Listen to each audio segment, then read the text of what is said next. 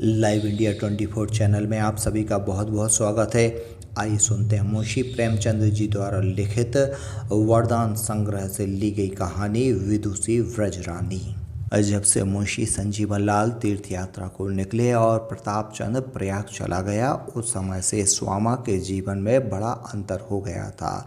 वह ठेके के कार्य को उन्नत करने लगी। मुंशी संजीवन लाल के समय में भी व्यापार में इतनी उन्नति नहीं हुई थी। स्वामा रात दिन भर बैठी ईंट पत्थरों में माथा लड़ाया करती और गारे चूने की चिंता में व्याकुल रहती। पाई पाई का हिसाब समझती और कभी कभी स्वयं कुलियों के कार्य की देखभाल करती। इन कार्यों में उसकी ऐसी प्रवृत्ति हुई कि दान और व्रत में भी वह पहले का संबंध न रहा। प्रतिदिन आय में वृद्धि पर भी स्वामा ने व्यय किसी प्रकार का न बढ़ाया। कौड़ी कौड़ी दांतों से पकड़ती और यह सब इसलिए कि प्रताप चंद धनवान हो जाए और अपने जीवन पर्यंत सा आनंद रहे। स्वामा को अपने होनहार पुत्र पर अभिमान था। उसके जीवन की गति देखकर उसे विश्वास हो गया था कि मन में जो अभिलाषा रखकर मैंने पुत्र मांगा था वह अवश्य पूर्ण होगी। वह कॉलेज के प्रिंसिपल और प्रोफेसरों से प्रताप का समाचार गुप्त रीति से लिया करती थी और उनकी सूचनाओं का अध्ययन उसके लिए एक रोचक कहानी के तुल्य था। ऐसी दशा में प्रयाग से प्रताप चंद को लोभ हो जाने का तार पहुंचा, मानो उसके हृदय पर वज्र का गिर जाना था। स्वामा एक ठंडी सांस लेकर मस्तक हाथ रखकर बैठ गई। तीसरे दिन प्रताप चंद की पुस्तक, कपड़े और सामग्रियां भी आ पहुंची। यह घाव पर नमक का छिड़काव था। प्रेमवती के मरने का समाचार पाते ही प्राणनाथ पटना से और राधाचरण नैनीताल से चले। उसके जीते जी आते तो भेंट हो जाती, मरने पर आए तो उसके शव को भी देखने का सौभाग्य न हुआ। मृतक संस्कार बड़ी धूम से किया गया। 2 सप्ताह गांव में बड़ी धूमधाम रही। तत्पश्चात मुरादाबाद चले गए और प्राणनाथ ने पटना जाने की तैयारी प्रारंभ कर दी। उनकी इच्छा थी कि स्त्री को प्रयाग पहुंचाते हुए पटना जाएं, पर सेवती ने हठ किया कि जब यहाँ तक आए हैं तो विरजन के पास भी अवश्य चलना चाहिए, नहीं तो उसे बड़ा दुख होगा। समझेगी कि मुझे असहाय जानकर इन लोगों ने भी त्याग दिया। सेवती का इस उचाट भवन में आना मानो पुष्पों में सुगंध का आना था। सप्ताह भर के लिए सुदिन का शुभागमन हो गया। विरजन बहुत प्रसन्न हुई और खूब रोई। माधवी ने मुन्नू को अंक में लेकर बहुत प्यार किया। बाहर की बैठक कई मास से बंद थी, आज उसके भी भाग्य जागे। उजड़ा हुआ घर बसा। प्रेमवती के चले जाने पर विरजन उस ग्रह में अकेली रह गई थी। केवल माधवी उसके पास थी। हृदय ताप और मानसिक दुख ने उसका वह गुण प्रकट कर दिया जो अब तक गुप्त था। वह काव्य और पद रचना का अभ्यास करने लगी। कविता सच्ची भावनाओं का चित्र है और सच्ची भावनाएं चाहे वे दुख हो या सुख की, उसी समय संपन्न होती हैं जब हम दुख या सुख का अनुभव करते हैं। विरजन इन दिनों रात रात बैठी भाषा में अपने मनोभावों के मोतियों की माला गूंथा करती। उसका एक एक शब्द करुणा और वैराग्य से परिपूर्ण होता था। अन्य कवियों के मानों में मित्रों की वाहवाह और काव्य प्रेमियों के साधुवाद से उत्साह पैदा होता है, पर विरजन अपनी दुख कथा अपने ही मन को सुनाती थी। सेवती को आए 2-3 दिन बीते थे। एक दिन विरजन से कहा, मैं तुम्हें बहुधा किसी ध्यान में मग्न देखती हूँ और कुछ लिखते भी पाती हूँ, मुझे न बताओगी? विरजन लज्जित हो गई, बहाना करने लगी कि कुछ नहीं, यूं ही जी कुछ उदास रहता है। सेवती ने कहा, मैं ना मानूंगी। फिर वह विरजन का बॉक्स उठा लाई जिसमें कविता के दिव्य मोती रखे हुए थे। विवश होकर विरजन ने अपने नए पद सुनाने शुरू किए। मुख से प्रथम पद का निकलना था कि सेवती के रोए खड़े हो गए और जब तक सारा पद समाप्त न हुआ वह तन्मय होकर सुनती रही। प्राणनाथ की संगति ने उसे काव्य का रसिक बना दिया था। बार बार उसके नेत्र भर आते। जब विरजन चुप हो गई तो एक समा बंधा हुआ था, मानो कोई मनोहर राग अभी थम गया है।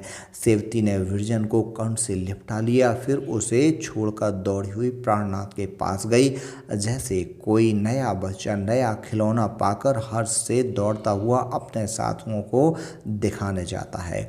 प्राणनाथ अपने अफसर को प्रार्थना पत्र लिख रहे थे कि मेरी माता अति पीड़ित हो गई हैं, अतएव सेवा में प्रस्तुत होने के विलंब हो सकता है। आशा करता हूं कि एक सप्ताह का आकस्मिक अवकाश प्रदान किया जाएगा। सेवती को देखकर चट अपना प्रार्थना पत्र छिपा लिया और मुस्कुराए। मनुष्य कैसा धूर्त है, वह अपने आप को भी धोखा देने से नहीं चूकता। सेवती बोली, तनिक भीतर चलो, तुम्हें विरजन की कविता सुनवाऊं, फड़क उठोगे? प्राणनाथ ने कहा, अच्छा। अब उन्हें कविता की चाट हुई है, उनकी भाभी भी तो गाया करती थी, तुम तो श्याम बड़े बेखबर हो। सेवती ने कहा, तनिक चलकर सुनो तो पीछे हंसना, मुझे तो उनकी कविता पर आश्चर्य हो रहा है। प्राणनाथ ने कहा, चलो एक पत्र लिखकर अभी आता हूँ। सेवती ने कहा, अब यही मुझे अच्छा नहीं लगता, मैं आपके पत्र नोच डालूंगी। सेवती प्राणनाथ को घसीट ले आई। वे अभी तक यही जानते थे कि विरजन ने कोई सामान्य भजन बनाया होगा, उसी को सुनाने के लिए व्याकुल हो रही होगी। पर जब भीतर आकर बैठे और विरजन ने लजाते हुए अपनी भावनापूर्ण कविता प्रेम की मतवाली पढ़नी आरंभ की तो महाशय के नेत्र खुल गए।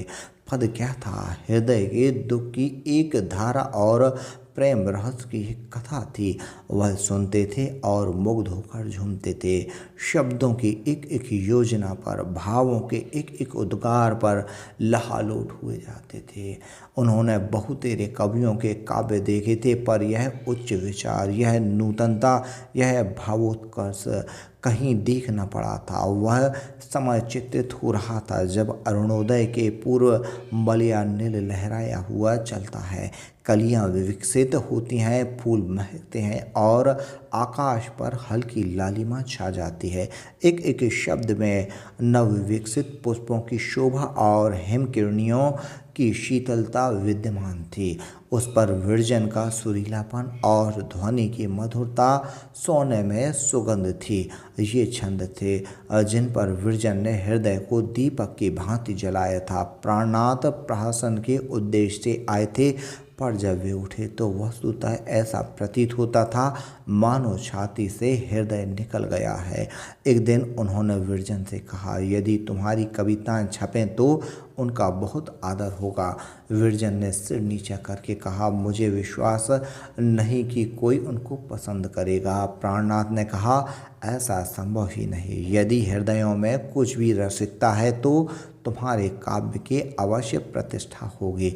यदि ऐसे लोग विद्यमान हैं जो पुष्पों की सुगंध से आनंदित हो जाते हैं, जो पक्षियों के कलरव और चांदनी की मनोहारिणी छटा का आनंद उठा सकते हैं, तो वे तुम्हारी कविता को अवश्य हृदय से स्थान देंगे। विरजन के हृदय में वह गुदगुदी उत्पन्न हुई जो प्रत्येक कवि को अपने काव्य चिंतन की प्रशंसा मिलने पर होती है, कविता के मुद्रित होने के विचार से होती है। यद्यपि वह नहीं करती रही, पर वह नहीं हाँ के समान थे। प्रयाग से उन दिनों कमला नाम की अच्छी पत्रिका निकलती थी। प्राणनाथ ने प्रेम की मतवाली को वहां भेज दिया। संपादक एक काव्य रसिक महानुभव थे। कविता पर हार्दिक धन्यवाद दिया और जब यह कविता प्रकाशित हुई तो साहित्य संसार में धूम मच गई। कदाचित ही किसी कवि को प्रथम ही बार ऐसी ख्याति मिली हो। लोग पढ़ते और विस्मित हो एक दूसरे का मुँह ताकते थे। काव्य प्रेमियों में कई सप्ताह तक मतवाली बाला के चर्चे रहे। किसी को विश्वास ही ना आता था कि यह एक नवजात कवि की रचना है। अप्रतिमास कमला के पृष्ठ विरजन की कविता से सुशोभित होने लगे और भारत महिला को लोकमत ने कवियों के सम्मानित पद पर पहुंचा दिया। भारत महिला का नाम बच्चे की जिह्वा पर चढ़ गया। कोई समाचार पत्र या पत्रिका ऐसी न थी कि जो भारत महिला की रचनाओं की इच्छुक न हो। पत्र खोलते ही पाठकों के नेत्र भारत महिला को ढूंढने लगते। हाँ, उसकी दिव्य शक्तियाँ अब किसी को विस्मय में न डालती थीं। उसमें स्वयं कविता का आदर्श उच्च कर दिया था। 3 वर्ष तक किसी को कुछ भी पता न लगा था कि भारत महिला कौन है। प्राणनाथ ने न रहा गया। उन्होंने विरजन पर भक्ति हो गई थी और वे कई मास से उसका जीवन चरित्र लिखने की धुन में थे। सेवती के द्वारा धीरे धीरे उन्होंने उसका सब जीवन चरित्र ज्ञात कर लिया और भारत महिला के शीर्षक से एक प्रभाव पूरित लेख लिखा। प्राणनाथ ने पहले लेख न लिखा था, परंतु श्रद्धा ने अभ्यास की कमी पूरी कर दी थी। लेख अत्यंत रोचक, समालोचनात्मक और भावपूर्ण था। इस लेख का मुद्रित होना था कि विरजन को चारों तरफ से प्रतिष्ठा के उपहार मिलने लगे। राधाचरण मुरादाबाद से उसकी भेंट को आए। कमला, उमा देवी, चंद्र कुंवर और सखियाँ, जिन्होंने उसे विस्मरण कर दिया था, प्रतिदिन विरजन के दर्शनों को आने लगीं। बड़े बड़े गणमान्य सज्जन जो ममता के अभिमान में हाकिमों से सम्मुख भी सिर न झुकाते थे, विरजन के द्वार पर दर्शन को आते थे। चंद्रा स्वयं तो ना आ सकी, परंतु पत्र में लिखा, अजी चाहता है कि तुम्हारे चरणों पर सिर रखकर घंटों रोऊं।